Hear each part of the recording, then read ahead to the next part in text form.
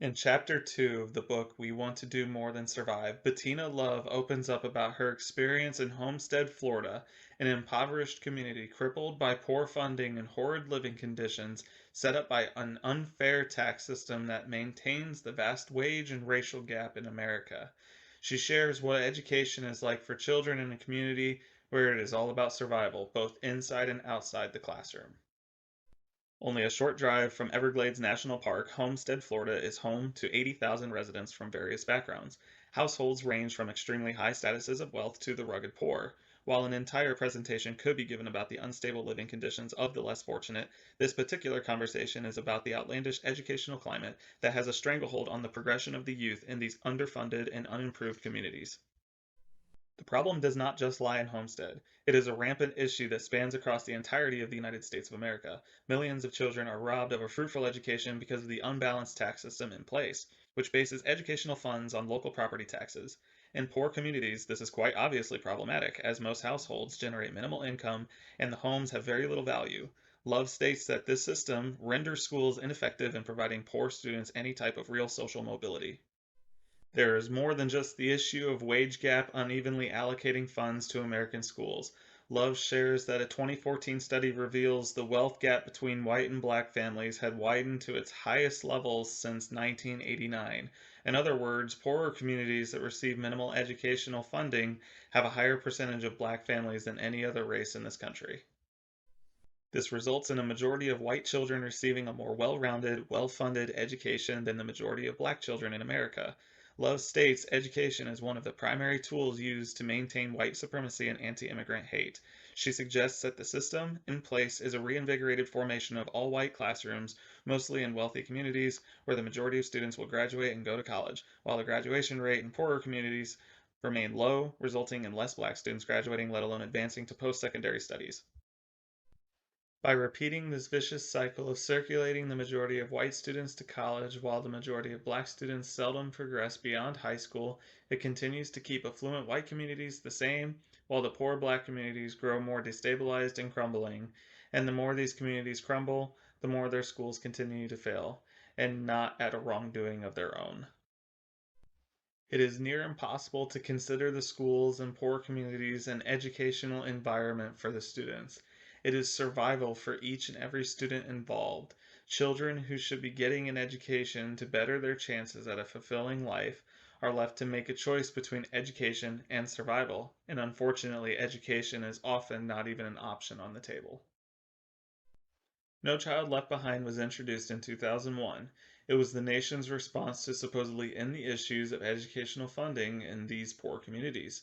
No Child Left Behind presented performance based testing to determine which schools received the most funding. In other words, schools that scored high would receive more funds than those who scored low. Based on the aforementioned equity issues for schools in poor communities, it is quite obvious to see how this act failed. This act was asking students who have little to no learning materials to score high in order to receive more funds for their school. This is the equivalent of asking someone to build a house with no access to any tools. Because the majority of higher scoring schools reside in wealthier communities, the federal government would distribute the majority of its educational funding to the schools that already receive adequate funding from their local economy, leaving the poor schools poor with no hope for financial assistance. So, in the words of Bettina Love, No Child Left Behind perpetually and deliberately did, in fact, leave these students to flounder. It is a devastating reality that the future of students, no matter their community, is at the mercy of tax dollars produced from the local economy, that poor communities are responsible for generating enough revenue to create a competitive educational environment for their children. The system sets these children up for failure, which results in increased dropout rates, increased gang activity, violence, and other street crimes, as well as decreased mental health and high incarceration rates. The improper allocation of funds for schools has a direct effect on the school's respective communities.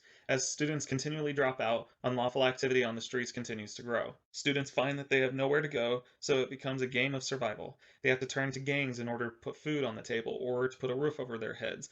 Unfortunately, this leads to early death due to violence or drugs, as well as mass incarceration. This is one of several factors at play in the school to prison pipeline, ensuring that a large number of non white students become incarcerated directly after their time in high school.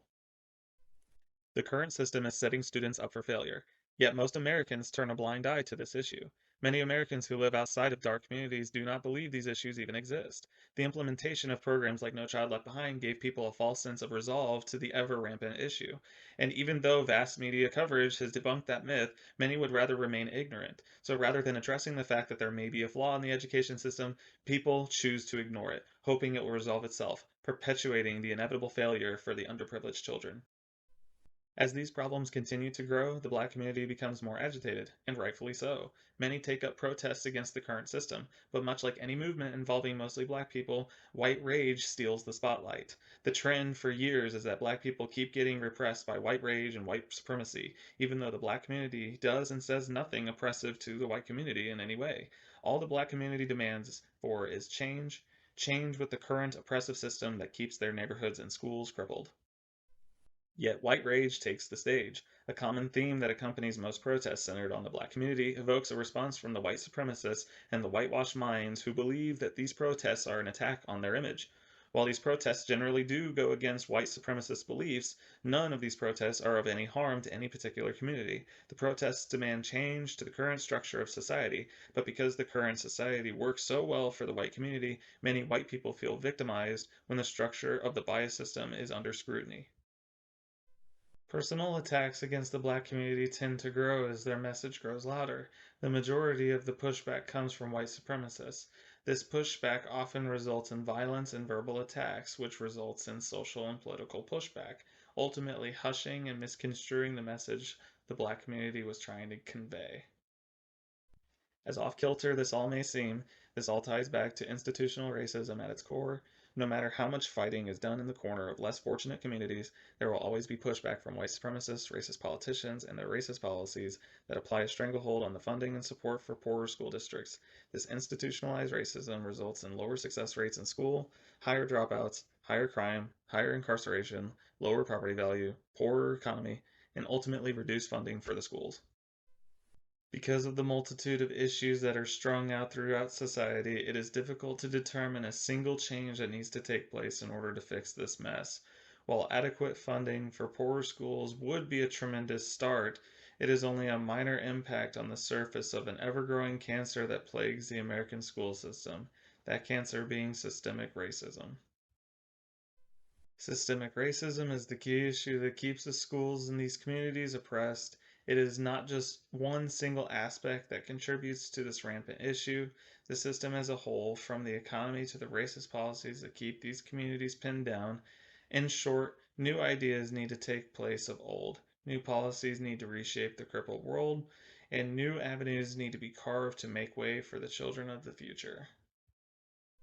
As a whole, America is in desperate need to find a place where all educational institutions can provide an engaging and fruitful, equal opportunity education for all, where the necessary materials and resources are readily available and accessible for all, and that each student can feel like they are part of a greater community rather than feeling subjected to a lower class set by the racist policies put in place by the racist minds that perpetuate this flawed system.